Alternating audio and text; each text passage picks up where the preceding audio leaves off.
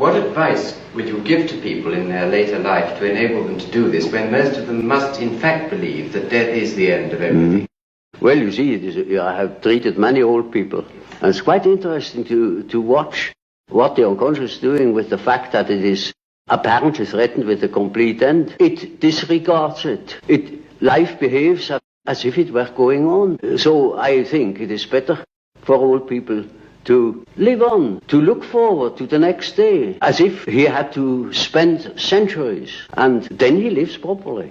But when he is afraid, when he doesn't look forward and he looks back, he petrifies, he gets stiff and he dies before his time. But when he is living on, looking forward to the great adventure that is ahead, then he lives. And that is about what the unconscious is intending to do. Of course, it's quite obvious that we are all going to die, and this is the sad finale of everything. Nevertheless, there is something in us that doesn't believe it, apparently. But this is merely a fact, a psychological fact.